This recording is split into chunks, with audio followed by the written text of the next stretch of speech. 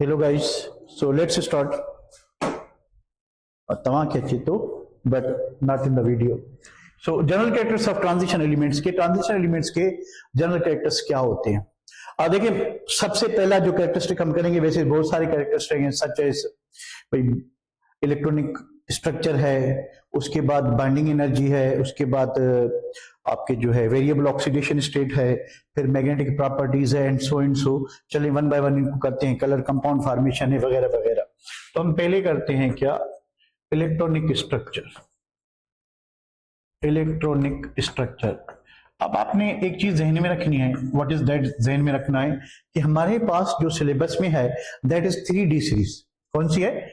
3D series. 3D series में 10 element है, ठीक है। तो हमने उनकी बात करनी है, scandium, titanium, vanadium, chromium, manganese, iron, cobalt, nickel, copper and zinc. So we will only discuss these 10 elements because our syllabus में, हमारे सिलेबस में यही 10 एलिमेंट्स हैं, तो इनकी बात करते हैं, ठीक है बेटा।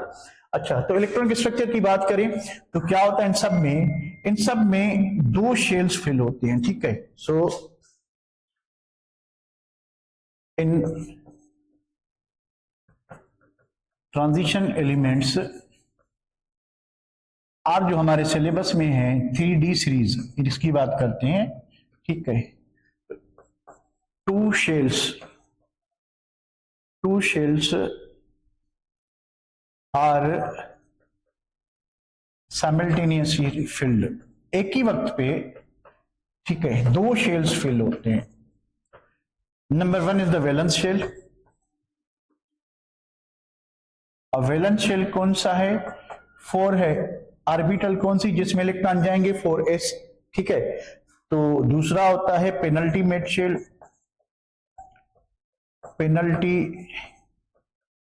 पेनल्टीमेट शेल, ठीक है। तो ये क्या होता है? 3D, ठीक है। तो 2 शेल में एक ही वक्त जो है इलेक्ट्रॉन एंटर होते हैं। तो s में 1 से लेके 2 इलेक्ट्रॉन होंगे, d में 1 से लेके 10 इलेक्ट्रॉन होंगे, ठीक है। तो 2 शेल एट वंस फिल होते हैं, ठीक है। और इसमें जब आप इलेक्ट्रॉनिक कॉन्फ़िगरेशन करोगे तो आपको कुछ एनोमलीज भी मिलेंगी, एबनॉर्मल वैल्यूज भी मिलेंगी। वो क्यों होते हैं, कैसे होते हैं, उसको फिर देखते हैं, ठीक है बेटा। तो इसमें 2 शेल्स फिल होते हैं, एक वैलेंस शेल जिसमें 4s ऑर्बिटल आती है, और एक पेनल्टीमेट शेल जो अंदर वाला शेल है उसमें 3D ऑर्बिटल फिल होती है। तो सेकेंड जो है वो है इलेक्ट्रॉनिक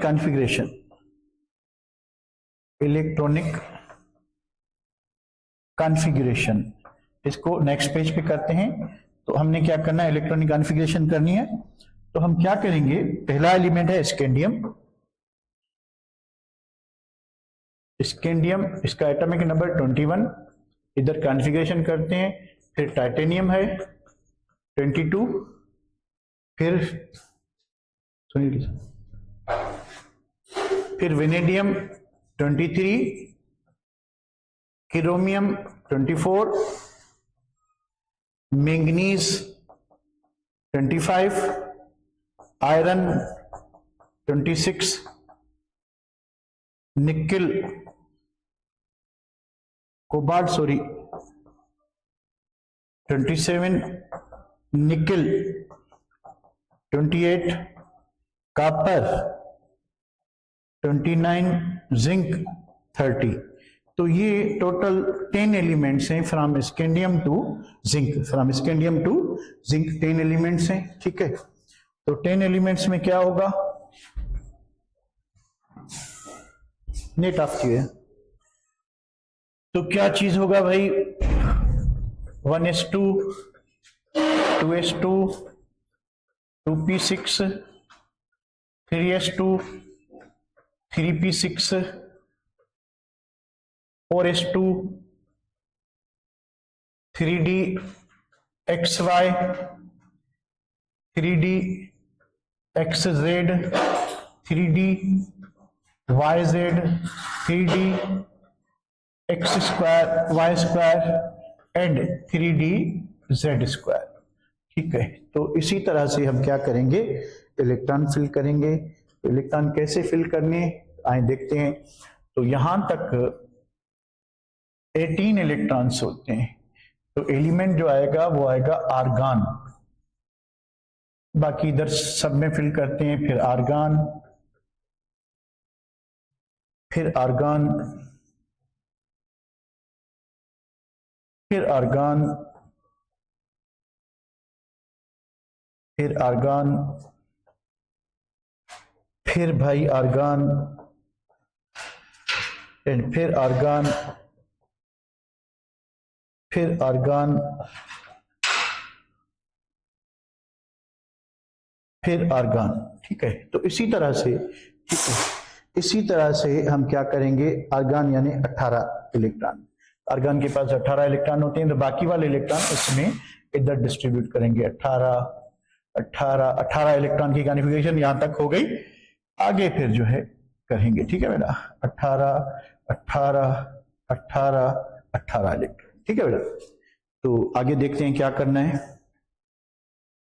आगे ये होगा, आगे क्या होगा कि देखिए स्कैंडियम के पास 1 इलेक्ट्रॉन है, ठीक है, तो डी ऑर्बिटल में यहां तक होते हैं 20 इलेक्ट्रॉन, 21, तो 18 आर्गान के, तो 2 इलेक्ट्रॉन ये आगे 20, 1 इलेक्ट्रॉन जाएगा किसमें, डी ऑर्बिटल में। ठीक है, तो टाइटेनियम के पास क्या होगा कि 2 इलेक्ट्रॉन जाएंगे इसमें, 1 जाएगा इसमें, 1 जाएगा इसमें। ठीक है बेटा, तो वेनेडियम के पास क्या होगा, एस के इलेक्ट्रॉन क्या होंगे, पेयर होंगे, एक अनपेयर इलेक्ट्रॉन इसमें, एक इसमें और एक इसमें। ठीक है, तो इसी तरह से क्रोमियम में क्या होगा, 1 इलेक्ट्रॉन होगा इसमें, फिर 5 इलेक्ट्रॉन होंगे डी में, इधर होगा और इधर होगा। तो इसके पास maximum number of unpaired electron chromium के पास होते हैं 6। ठीक है, क्रोमियम के पास कितने होते हैं, 6। तो चलें भाई, फिर क्या होगा, पेयरिंग स्टार्ट होगी यहां से, तो मैंगनीज के पास होंगे 5, मैंगनीज के पास होंगे 5 और आयरन के पास होंगे 4, क्योंकि इसका डी ऑर्बिटल का एक पेयर बन जाएगा, एक पेयर बन गया, एक पेयर बन गया, एक पेयर बन गया। ठीक है बेटा, चलें भाई, इसके कितने पेयर होंगे, 1, फिर 2, फिर 3, फिर 4, अच्छा इसका ये पेयर बन गया, इसके इतने होंगे। ठीक है, फिर इसका क्या होगा, 1 पेयर, 2 पेयर, 3 पेयर, 4 पेयर, तो अनपेयर और अनपेयर। फिर इसका क्या होगा, pair, pair, pair, pair and pair and unpair. इसका क्या होगा, ऑल पेयर, सारे पेयर होंगे, pair, pair, pair, pair and pair. ठीक है बेटा, आवाज आएंगे,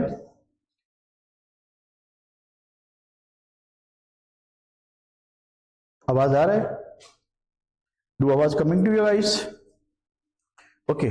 सो यहां से शुरुआत से दोबारा रिपीट करता हूं मैं, एक मरतबा देख लें कि भाई आपने क्या करने हैं कि 21 इलेक्ट्रॉन्स क्या करने हैं, ऐड करने हैं। ठीक है, 21 इलेक्ट्रॉन्स क्या करने हैं, ऐड करने हैं।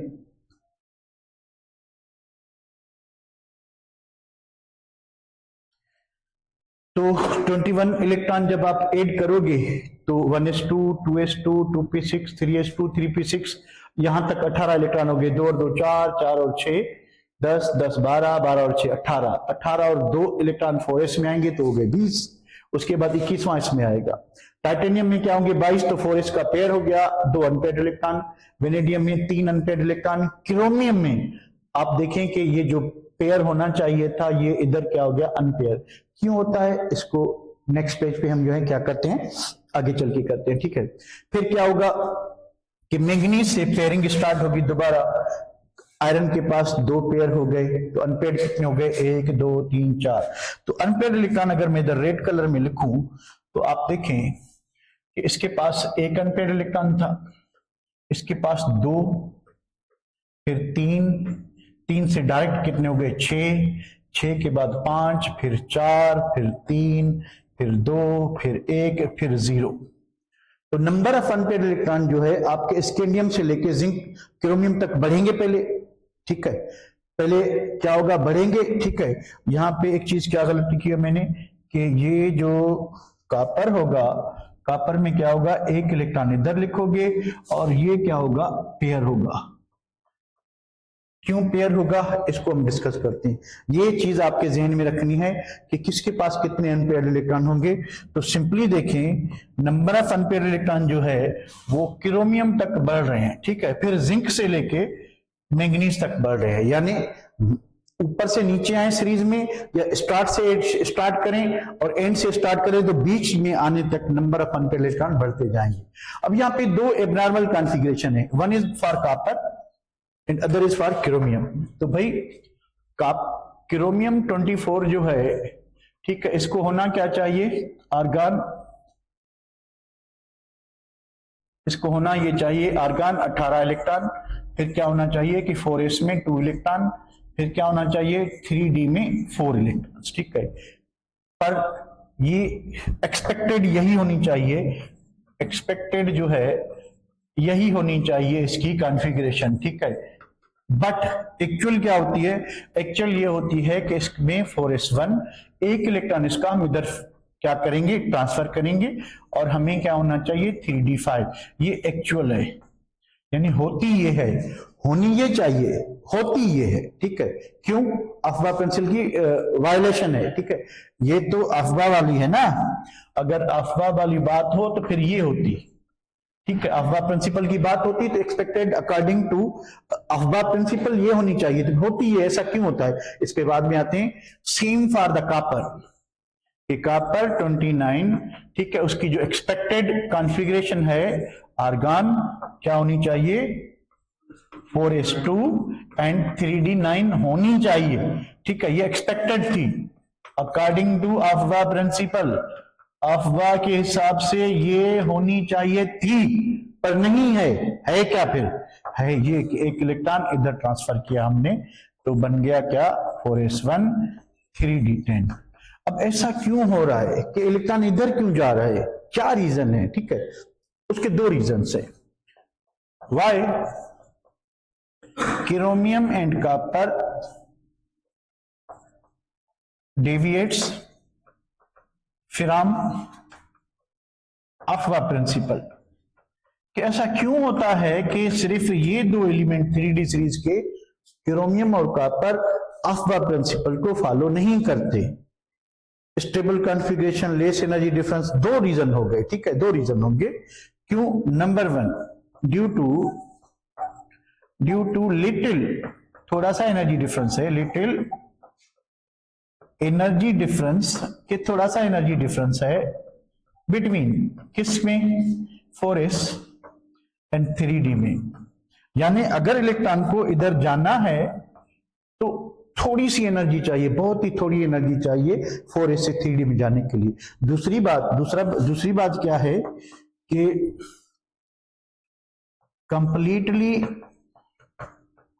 completely filled and half filled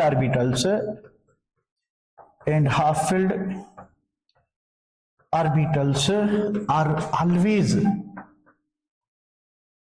more stable than sparsely filled। अब इसका मतलब क्या हुआ, ये कह रहा है कि अगर हमारे पास D10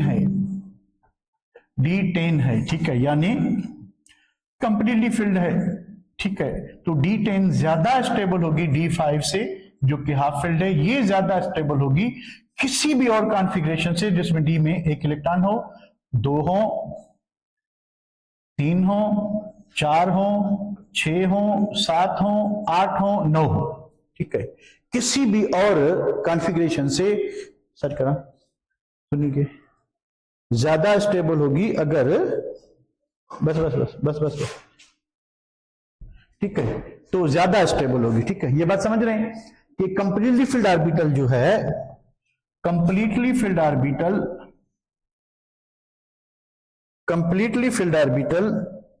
ठीक है, ज्यादा स्टेबल होगी हाफ फील्ड से, हाफ फील्ड ज्यादा होगी स्कार्सली फील्ड से।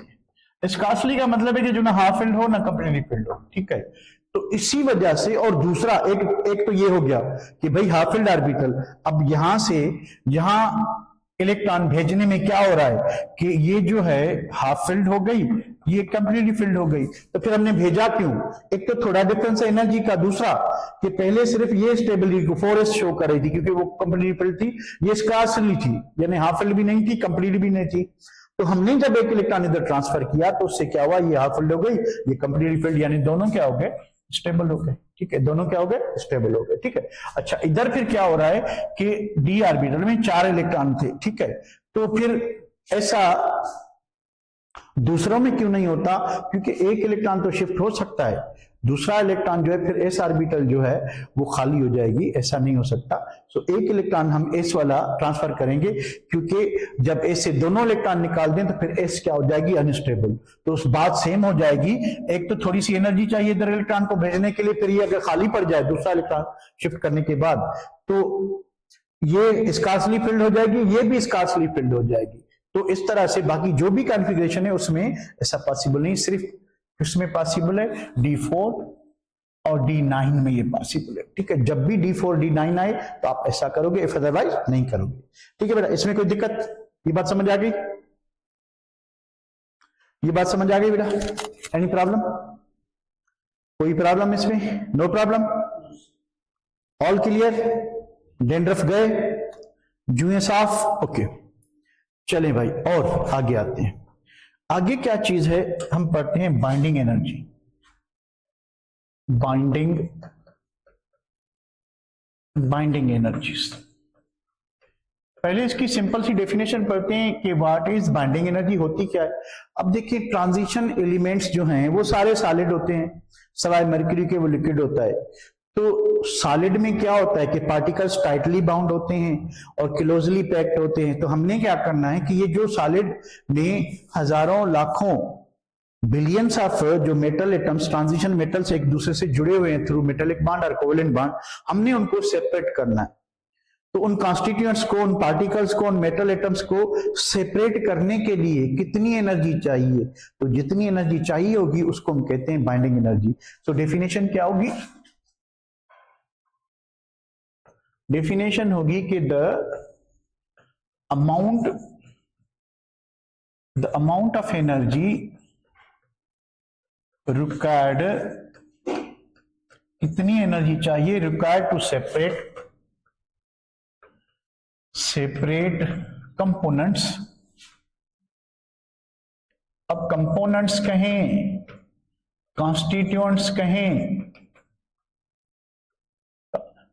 और मेटल एटम्स कहें, कुछ भी कहें, इनको सेपरेट करने के लिए, ठीक है, the amount of energy required to separate components of bound system. ठीक है,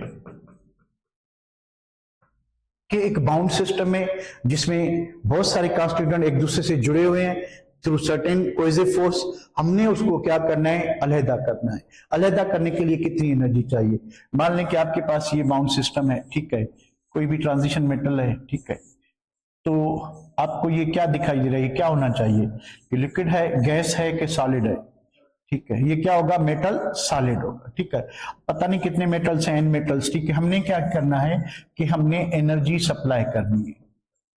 कब तक सप्लाई करनी है? जब ये जो आपस में जुड़े हुए हैं ये क्या हो जाए, अलग अलग। जब अलग अलग हो जाएंगे तो क्या हो जाएंगे, गैस। ठीक है, ये एक दूसरे से दूर दूर रैंडमली मूव करें तो क्या हो जाएंगे, तो हमने तब तक एनर्जी देनी है जब तक ये किस में कन्वर्ट हो जाए, गैस में।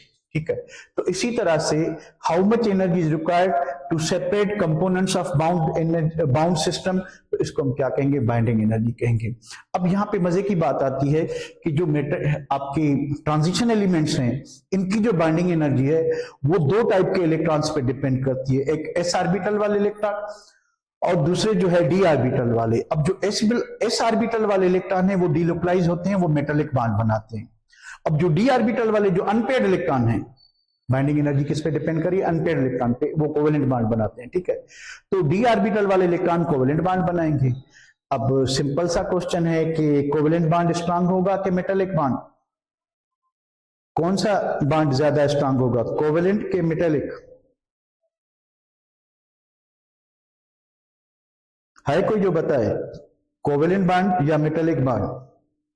कोवेलेंट बॉन्ड ज्यादा स्टेबल होता है, ठीक है, सॉरी ज्यादा स्ट्रांगर होता है as compared to metallic bond. पहले ये बताएं, metallic bond is a true chemical bond और it is a weak interaction? अगर किसी को पता है तो covalent bond is a true chemical bond और it is interaction like hydrogen bond or other forces. Covalent bond is a weak interaction, it is not a true chemical bond. So sorry, इसमें metallic bond की बात कर रहा हूं। metallic bond is not a true chemical bond. true chemical bond तीन ही है, ionic bond, covalent bond, coordinate bond, जिनमें electron की शिफ्टिंग हो, इलेक्ट्रॉन कोई लॉस करे, कोई गेन करे, कोई शेयर करे, कोई वन साइडेड शेयरिंग हो, टू साइडेड शेयरिंग हो, तो उसको हम क्या कहते हैं, उसको हम कहते हैं कि भाई true chemical bond. Hydrogen bond already bond बना हुआ है, मॉलिक्यूल में चार्जेस हैं, वो चार्जेस वीकली एक दूसरे को अट्रैक्ट करेगी।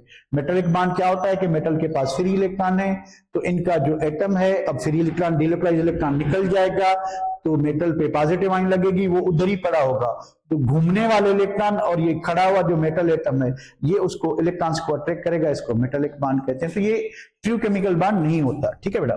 दूसरी बात क्या है, the binding energy of transition elements involves both metallic bond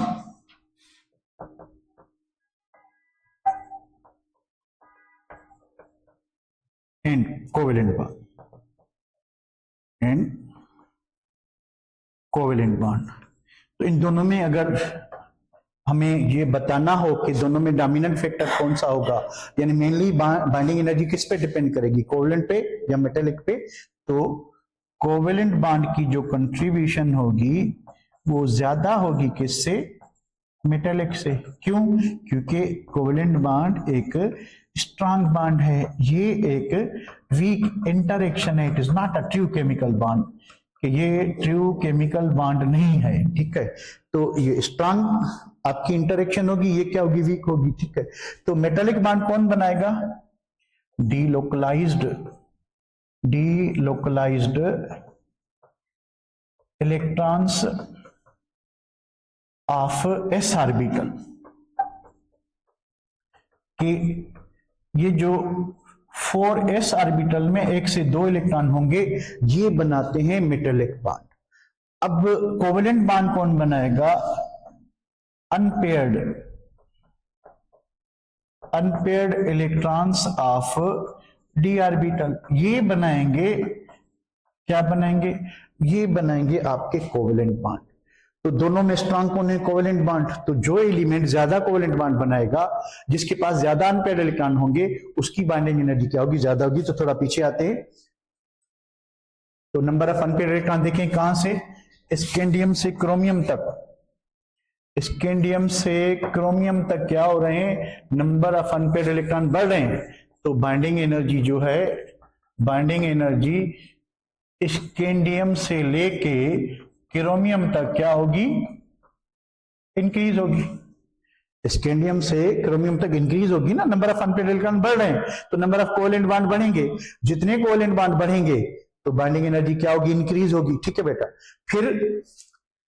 फिर क्या हो रहा है कि बाइंडिंग एनर्जी में सडन ड्रॉप आ रहा है, ठीक है, डंप आ रहा है, किसमें, मैंगनीज में। क्यों आ रहा है, क्योंकि इसकी जो डी ऑर्बिटल है वो हाफ फिल्ड है, और जो एस ऑर्बिटल है 4s, उसमें 2 इलेक्ट्रॉन है, और 3d में कितने, 5। तो इसकी हाफ फिल्ड ऑर्बिटल है जो क्या होती है, स्टेबल होती है। तो ये नहीं इन्वॉल्व करता अपने अनपेयर्ड इलेक्ट्रॉन को कोवेलेंट बॉन्ड में, ये अपने अनपेयर्ड इलेक्ट्रॉन को कोवेलेंट बॉन्ड में इन्वॉल्व नहीं करता, क्योंकि स्टेबल कॉन्फ़िगरेशन है। क्योंकि अगर ये कोवेलेंट बॉन्ड बनाएगा तो इलेक्ट्रॉन पेयर अप हो जाएंगे, ठीक है। तो इसी वजह से इसकी जो बाइंडिंग एनर्जी होगी वो क्या होगी, कम हो जाएगी, सडनली क्या हो जाएगी, मैंगनीज की कम हो जाएगी। फिर क्या होगा कि बाइंडिंग एनर्जी जो है आयरन में थोड़ी सी इंक्रीज होगी, ठीक है, आयरन के बाद कॉपर से जाते हुए क्या होगी, बाइंडिंग एनर्जी डिक्रीज होती जाएगी। अब ये हम किसकी बात कर रहे हैं, हम करते हैं बाइंडिंग एनर्जी की। बाइंडिंग एनर्जी किसकी बात कर रहे हैं, बाइंडिंग एनर्जी की, ठीक है। तो कॉपर की कम से कम होगी, कोई बता सकता है कि कॉपर की कम से कम क्यों होगी? क्योंकि कॉपर में डी इलेक्ट्रॉन है ही नहीं अनपेयर्ड, तो वो कोवेलेंट बॉन्ड बनाएगा ही नहीं, वो सिर्फ क्या बनाएगा, एस ऑर्बिटल वाले इलेक्ट्रॉन किसमें यूज करेगा, मेटेलिक बॉन्ड में, ठीक है। वो सिर्फ एस के इलेक्ट्रॉन जो है मेटेलिक बॉन्ड में यूज करेगा और इसके पास कोवेलेंट बॉन्ड बनाने के लिए है ही नहीं, उसकी बाइंडिंग एनर्जी क्या होगी, कम से कम होगी। तो मेल्टिंग पॉइंट का एग्जैक्टली यही ट्रेंड होगा। आप देखेंगे कि मेल्टिंग पॉइंट बाइंडिंग एनर्जी पे डिपेंड करती है। तो स्कैंडियम से लेके क्रोमियम तक मेल्टिंग पॉइंट बढ़ती जाएगी, फिर एक डंप आएगा, किसमें डंप आएगा, मैंगनीज में। फिर आयरन में थोड़ा इंक्रीज होगी क्योंकि उसके पास अनस्टेबल कॉन्फ़िगरेशन है, तो वो आयरन के 4 इलेक्ट्रॉन कोवेलेंट बॉन्ड बनाएंगे, मैंगनीज के 5 इलेक्ट्रॉन कोवेलेंट बॉन्ड नहीं बनाएंगे, ठीक है। तो फिर आहिस्ता आहिस्ता क्या होती जाएगी, बाइंडिंग एनर्जी कम होती जाएगी। क्यों? कि नंबर ऑफ अनपेयर्ड इलेक्ट्रॉन्स कम होते जा रहे हैं। जिंक की कम से कम होगी, क्यों? क्योंकि उसके पास अनपेयर्ड इलेक्ट्रॉन है ही नहीं, यानी जिंक के अंदर जो बाइंडिंग एनर्जी है उसमें कोवेलेंट बॉन्ड नहीं होगा, खाली मेटेलिक बॉन्ड होगा। बाकी सब में मेटेलिक और क्या मौजूद है, कोवेलेंट बॉन्ड मौजूद है। So zinc is the only element जिसमें कोवेलेंट बॉन्ड नहीं होगा, सिर्फ क्या होगा, ठीक है। ये बात समझ आ गई बेटा? यहां तक कोई दिक्कत? ठीक है, ये बात भी हो गई। तो अगर बाइंडिंग एनर्जी का सीक्वेंस देखें, ठीक है, वेरिएशन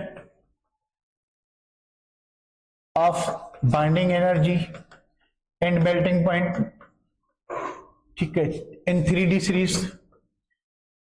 3D सीरीज में भाई बाइंडिंग एनर्जी और मेल्टिंग पॉइंट कैसे वेरी करेंगे? तो अगर ये स्कैंडियम है तो स्कैंडियम से ज्यादा किसकी होगी, टाइटेनियम की। टाइटेनियम से ज्यादा किसकी होगी, वेनेडियम की। वेनेडियम से ज्यादा किसकी होगी, क्रोमियम की। फिर मैंगनीज की कम होगी, फिर आयरन की मैंगनीज से ज्यादा होगी पर क्रोमियम से कम होगी। फिर क्या होगा कि भाई कॉपर के बाद क्या आएगा, कोबाल्ट। कोबाल्ट से कम होगी किसकी, निकिल। निकिल से कम होगी किसकी, कॉपर, ठीक है। कॉपर से कम होगी किसकी, जिंक की। तो जिंक का वैल्यू जो है, जिंक का वैल्यू जो है वो सबसे क्या होगा, कम होगा। तो जिंक की एनर्जी कम से कम क्यों है, अगर आपको लिखना पड़े, ठीक है, तो नंबर ऑफ अनपेयर्ड इलेक्ट्रॉन 1 2 3 6 5 4 3 2 1 0, ठीक है। इसमें देखें कि अनपेयर्ड इलेक्ट्रॉन यहां से बढ़ रहे हैं, तो बाइंडिंग एनर्जी भी क्या होती जाएगी, इंक्रीज होगी। कहां से, स्कैंडियम से लेके क्रोमियम तक।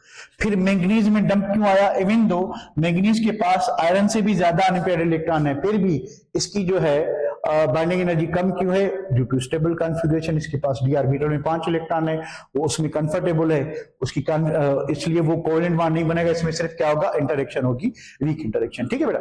उसके बाद कॉपर की बढ़ गई, सॉरी आयरन की बढ़ गई, क्यों बढ़ गई, क्योंकि उसके जो 4 अनपेयर्ड इलेक्ट्रॉन है वो कोवेलेंट बॉन्ड में पार्टिसिपेट करेंगे, ठीक है। फिर जिंक की कम से कम क्यों है, लीस्ट, क्योंकि ओनली क्या होगा, मेटेलिक बॉन्ड होगा इसमें, ओनली मेटेलिक, नो क्या, कोवेलेंट बॉन्ड नहीं होगा। इसमें कोई दिक्कत बेटा? अब कॉन्सेप्ट क्लियर हो गया कि ऐसा क्यों हो रहा है? Is it clear? Anything left? कोई चीज रह तो नहीं गई? ओके, चले। तो अभी आते हैं कि भाई ये वेरिएबल ऑक्सीडेशन स्टेट शो करते हैं। जी बाबा, बिल्कुल। तो नंबर 3, वेरिएबल ऑक्सीडेशन स्टेट। कि ये वेरिएबल ऑक्सीडेशन स्टेट्स क्यों शो करते हैं, why they show variable oxidation state, क्यों शो करते हैं, ठीक है बेटा। तो ये एक स्पेशल कैरेक्टर है ट्रांजिशन एलिमेंट्स का। ट्रांजिशन एलिमेंट्स, अब हम बात करेंगे उनमें किसकी, 3D सीरीज एलिमेंट्स की, 3D सीरीज एलिमेंट्स की, ठीक है। Transition elements transition element show, sorry, variable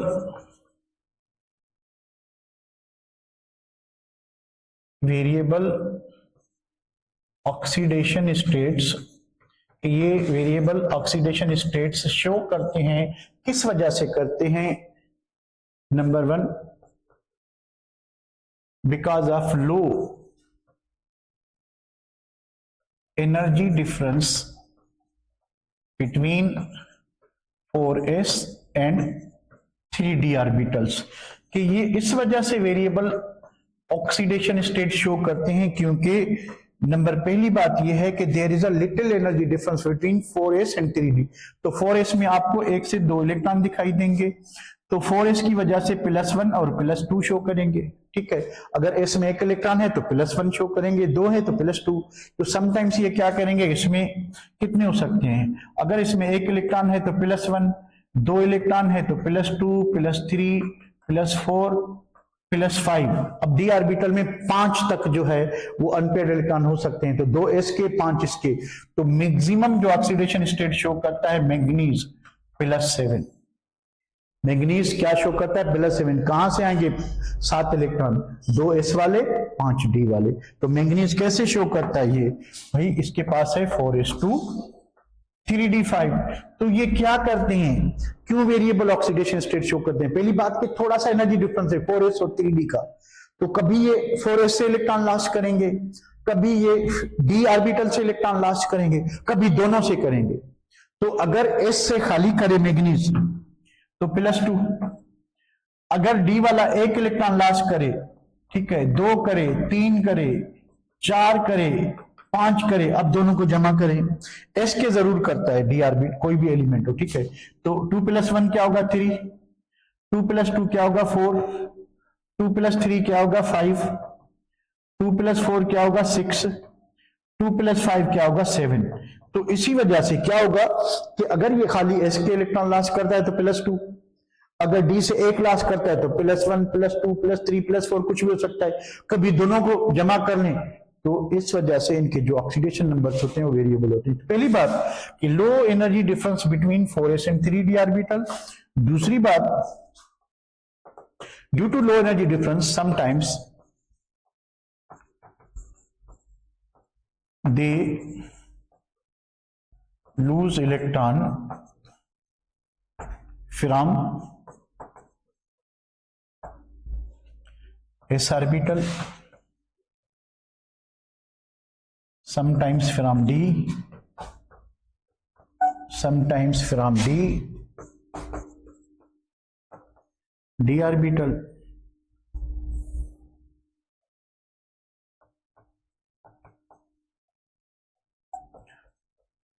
and sometimes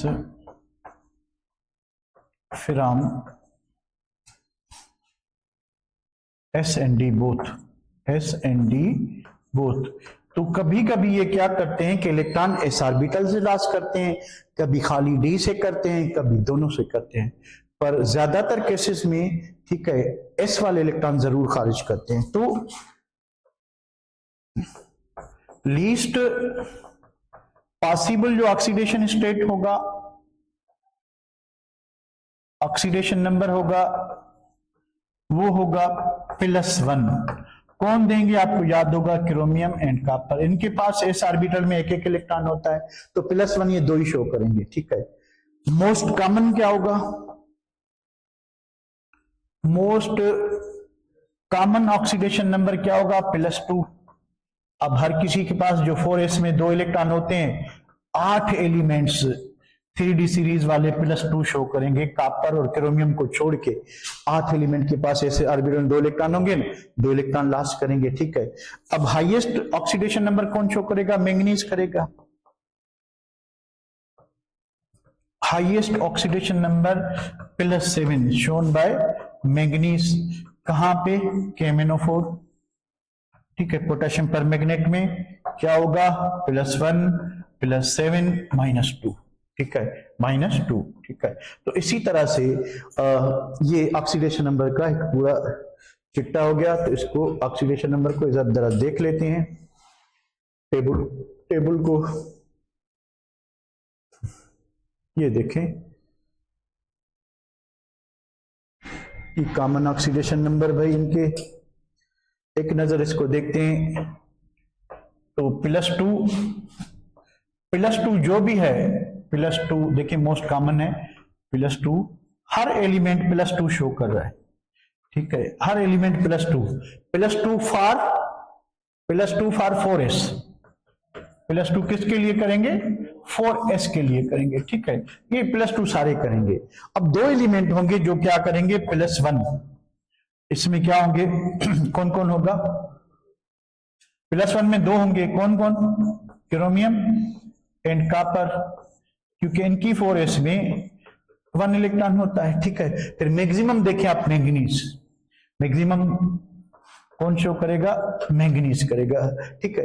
तो ये जो दो वाले इलेक्ट्रॉन है ये s वाले, ठीक है, ये कौन सा आपका S+, ठीक है, S+D, 3 इलेक्ट्रॉन है टोटल, तो मैक्सिमम 3 शो करता है। यहां पे देखें क्या है, टाइटेनियम में क्या होगा, ये D2 होगा, इधर 3 लिखा हुआ है, D2 होगा, तो भाई ये 3 भी शो कर सकता है भाई, 2s वाले 1 D वाला तो 3 होगा, 2s वाले 2 D वाले तो 4 होगा, ठीक है। तो इस तरह से जो है हमने क्या करना है, एक सिंपल क्वेश्चन आया था, टाइटेनियम को ज़हन में रखें पुराने दौर में, तो वो क्वेश्चन मैं आपको करवाता हूं, उसका आंसर दिया, A B C D, titanium chloride, titanium oxide, titanium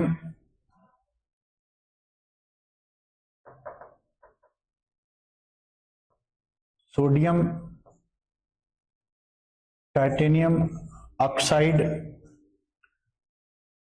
उसके बाद है टाइटेनियम फ्लोराइड। सिंपल सा क्वेश्चन है कि titanium can not form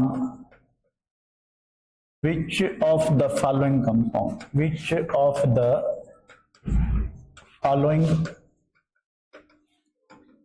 compound, क्या होना चाहिए, एक तो इसका आंसर दें, नंबर 1, नंबर 2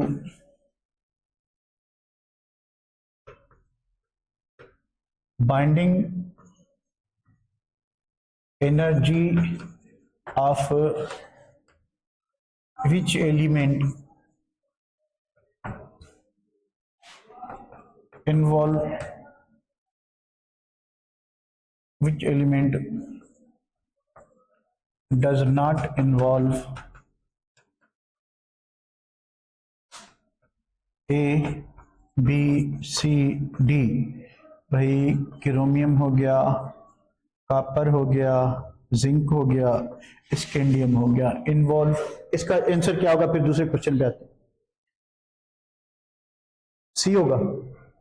क्यों कि कॉपर की जो कॉन्फ़िगरेशन है वो, सॉरी टाइटेनियम का एटॉमिक नंबर क्या है, 22, ठीक है, तो इसकी जो कॉन्फ़िगरेशन है वो 4s2 3d2, तो मैक्सिमम 2 + 2 = ये +4 शो करता है, कर सकता है मैक्सिमम, क्योंकि इसके पास आखिरी शेल में और पेनल्टी शेल में टोटल है ही 4 इलेक्ट्रॉन, तो इसमें क्या होगा, -1 + 3, यस इट कैन, क्योंकि इसके पास 4 इलेक्ट्रॉन है, ये -2, ये +4, ये भी हो सकता है, -1 + 2 ये भी हो सकता है, -2 + 2 और +6, अब इसके पास 6 इलेक्ट्रॉन है ही नहीं, तो लास्ट कहां से करेगा, ठीक है, तो ये गलत है, this is the right answer, ठीक है।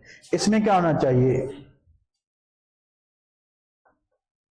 डी इलेक्ट्रॉन्स, अभी मैंने आपको बताया था, मैं भी आपको याद हो,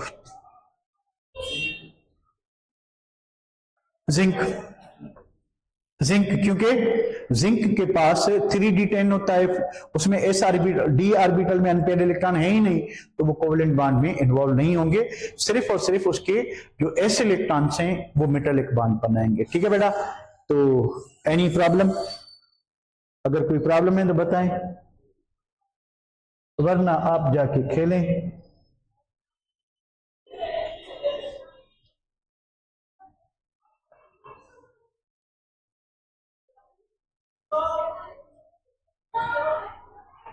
हाँ, तो अनपेयर्ड इलेक्ट्रॉन पे भावना सही है ना, देखिए ना, जो बाइंडिंग एनर्जी है वो स्कैंडियम से लेके क्रोमियम तक बढ़ रही है, फिर मैंगनीज में ड्रॉप हो रही है, फिर थोड़ा सा आयरन में बढ़ रही है, फिर देन डिक्रीज हो रही है। ठीक है, तो यहां से इंक्रीज हो रही है, यहां थोड़ा डंप आया, फिर थोड़ी इंक्रीज हुई, फिर क्या होगी इसके तक जिंक तक कम होती जाएगी। What's new? मंडे को टेस्ट होगी। What is the new? Yes yes